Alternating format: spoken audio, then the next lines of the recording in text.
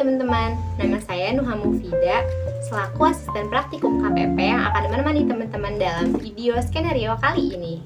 Pada video kali ini, saya akan membahas mengenai langkah-langkah pembuatan skenario.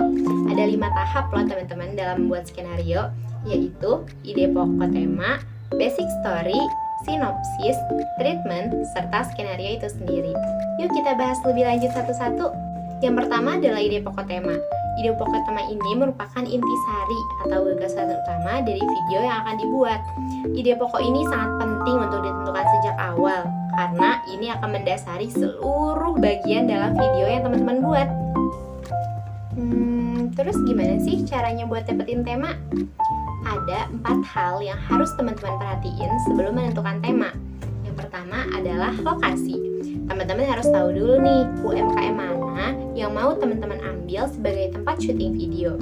Setelah teman-teman tahu lokasinya di mana, teman-teman tentukan produk apa yang akan teman-teman ambil untuk dijadikan objek utama dalam video yang akan teman-teman buat.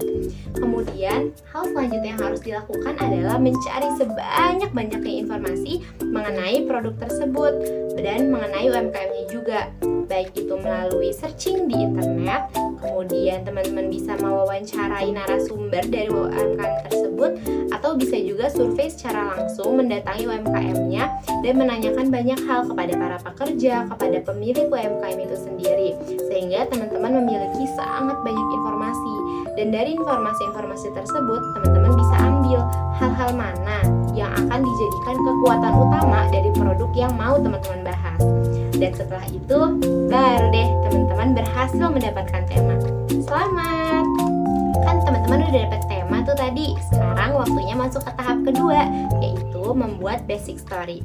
Basic story ini adalah langkah pembuatan skenario di mana teman-teman menentukan informasi mendasar dari video yang akan teman-teman buat.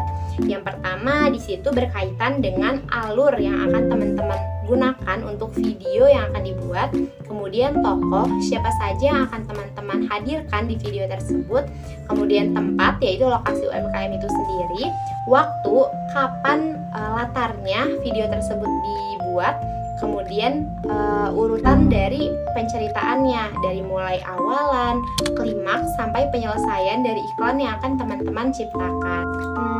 Terus gimana dong kalau misalnya masih belum tahu nih mau bikin konsep videonya seperti apa? Tenang aja, teman-teman boleh pakai trik ATM, yaitu amati, tiru, dan modifikasi.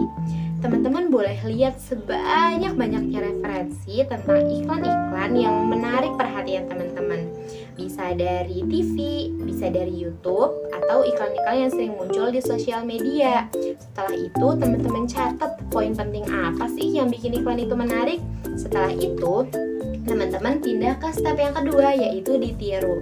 Ambil beberapa hal yang relevan dan menarik dari iklan-iklan tersebut untuk kemudian diterapkan pada produk yang teman-teman bahas. Dan masuk ke step ketiga, yaitu modifikasi. Teman-teman boleh banget kok campurkan dengan gagasan dan ide dari teman-teman sehingga konsep iklan yang akan teman-teman buat bisa lebih matang dan lebih sempurna lagi. Kalau basic story-nya udah selesai, teman-teman boleh lanjut ke step ketiga, yaitu membuat sinopsis. Di sinopsis ini isinya menggambarkan tentang keseluruhan dari video yang teman-teman buat, tapi dituangkan dalam teks yang singkat aja. Dan di sini teman-teman boleh mencantumkan keunggulan dari produknya, lokasi UMKM-nya, dan hal-hal mendasar lainnya yang akan membuat pembaca sinopsis menjadi paham teman-teman akan membuat video yang seperti apa. Di sini ada tips yang cukup penting untuk membuat sinopsis. Yang pertama, teman-teman harus mencatat terlebih dahulu poin penting dari produk yang akan teman-teman gambarkan di video. Di sini berkaitan dengan lokasi, kemasan produk, kegunaan utama, khasiat, atau bahkan cara menggunakan, harganya, dan cara mendapatkannya. Di situ teman-teman boleh tuliskan selengkap-lengkapnya terlebih dahulu poin-poin dari hal-hal penting tersebut.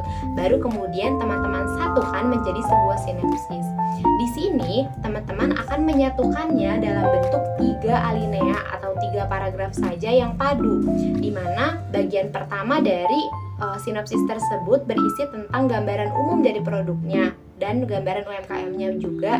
Kemudian di bagian kedua berisi informasi utama dan mendasar dari produk yang teman-teman gambarkan, serta di bagian ketiga penegasan dan penyelesaian dari produk tersebut. Udah selesai lagi sinopsisnya. Oke, lanjut ke step keempat, yaitu membuat treatment. Treatment ini lebih seperti kerangka cerita yang merupakan sketsa atau gambaran kasar dari skenario yang akan teman-teman buat. Masih bingung bagaimana cara membuat treatment? Gampang kok, teman-teman bisa ingat 3 step utama dalam pembuatan treatment. Step yang ke-1, teman-teman bisa membagi terlebih dahulu alur cerita utama yang sudah teman-teman buat itu menjadi beberapa bagian. Misalnya, teman-teman pengen konsep A ini masuk, konsep B ini masuk juga, dan konsep C ini masuk juga.